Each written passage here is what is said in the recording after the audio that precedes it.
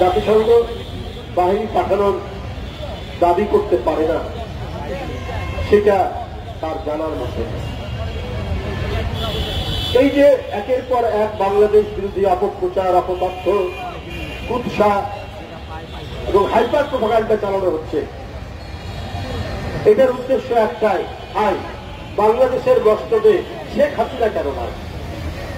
শেখ হাসিনা এত প্রিয় কেন তাদের মমতার এবং দিল্লির মোদী সাহেবদের?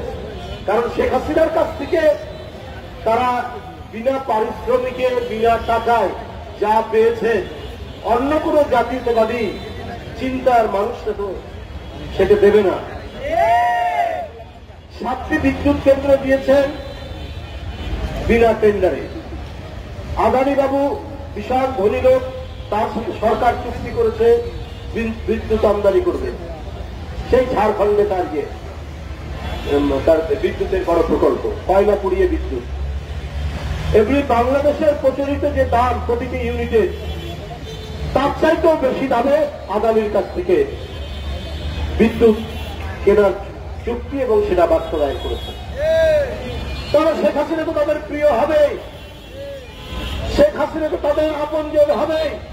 শেখ হাসিনা নিজের জনগণের প্রতিটি দ্রব্যমূল্যের দাম বাড়িয়ে চাল, ডাল, পেঁয়াজ, চিনি, রসুন, আনাজপাতি, তরিতরকারির সব দাম বাড়িয়ে শুধুমাত্র তার প্রভু ভারতকে খুশি করার জন্য একের পর এক তিনি তাদেরকে প্রজেক্ট দিয়েছেন, টেন্ডার ছাড়াই প্রজেক্ট দিয়েছেন এবং তাদের কাছ থেকে ব্যবসা করার জন্য, তাদের কাছ থেকে নেওয়ার জন্য বেশি দামে তাদের সাথে চুক্তি করেছেন। এই জন্যই মোদীবাবুর অত্যন্ত আপনজন শেখ হাসিনা, এমনকি মমতারও আপনজন, ভারতের যারা সাম্প্রদায়িক শাসক গোষ্ঠী তাদের অত্যন্ত আপনজন। আপনারা দেখেছেন আমাদের তিস্তা নদী, আমরা যে পানির যে ন্যায্য হিস্সা পাবো, এটা বাস্তবায়ন হতেই দিচ্ছে না মমতা ব্যানার্জি। তাহলে উনি কি চান? উনি শেখ হাসিনাকে চান। আর শেখ হাসিনা এই যে মমতা ব্যানার্জি চুক্তিটা বাস্তবায়ন হতে দিচ্ছে না, এর জন্য একটা শব্দ বলেন না। আজকে বিএনপি ক্ষমতায় থাকলে অথবা যে কোনো দেশপ্রেমিক রাজনৈতিক দল ক্ষমতায় থাকলে তারা জনগণ কণ্ঠে আওয়াজ এবং আন্তর্জাতিক ফোরামে নিয়ে যেত, জাতিসংঘে নিয়ে যেত যে আমাদের এই যে পাওনা আন্তর্জাতিক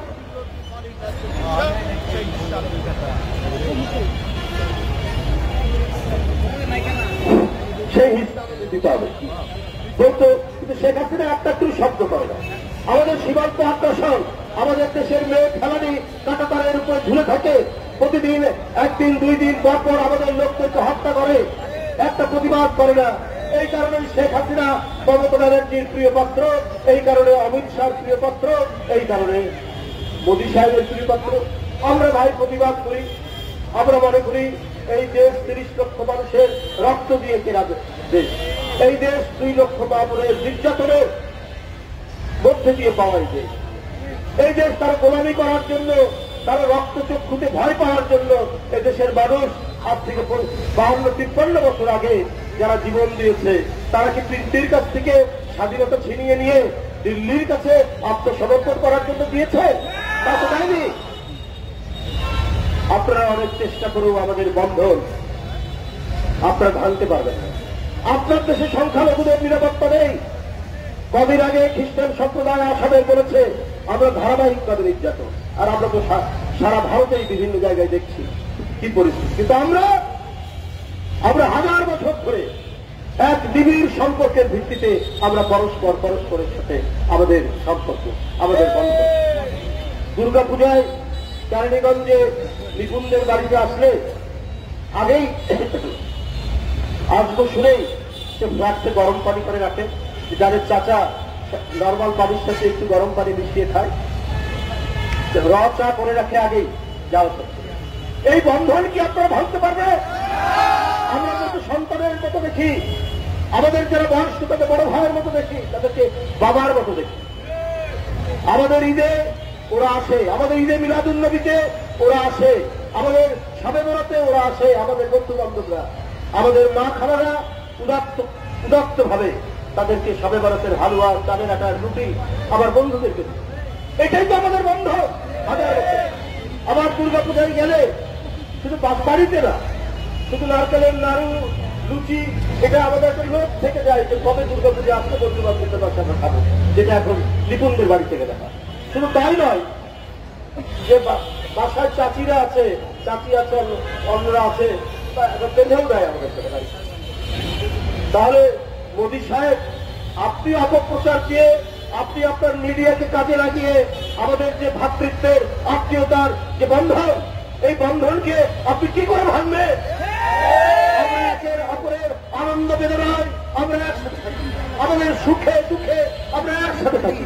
আমাদের এই বন্ধনকে আপনাদের অপপ্রচার আর হুমকির মধ্যে দিয়ে আপনি কখনোই এটাকে ভাঙতে পারবেন না। আপনারা চট্টগ্রাম নাকি দখল করবেন, আপনারা কত কি করবে, মাঝে মাঝে আপনারা হুমকি দেন। আমরা অন্যের দেশ দখল করতে চাই না।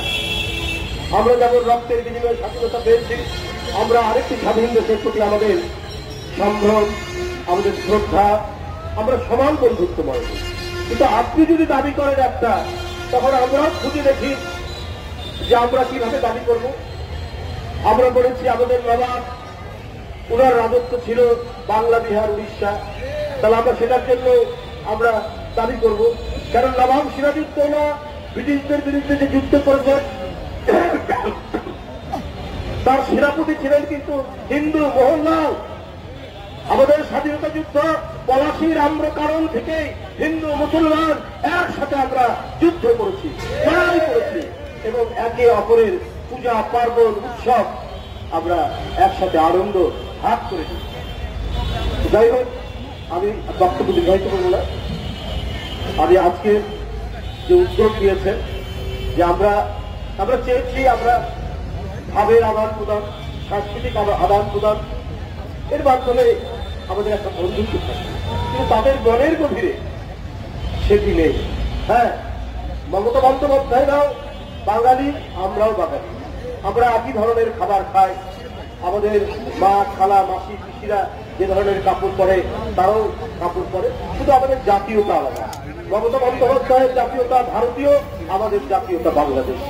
আমরা তারপরেও একে অপরের সাথে ব্যবসা বাণিজ্য নানা কারণেই ভারতে যেতে হবে। তা আপনারা মনে করবেন না যে আমরা নিরালব্য, আমরা অবলম্বনহীন। আমাদের এখানে বাংলাদেশে আমরা যাই, আপনাদের ওখানে শান্তিতে চিকিৎসা করানো এবং একটু ঘুরে দাঁড়ানো। আর একটা দেশে গেলে কিন্তু শপিং করেই মানুষ। বাংলাদেশে যারা আসেন তারা কি শপিং করে না? আপনারা ওইটার অহংকারে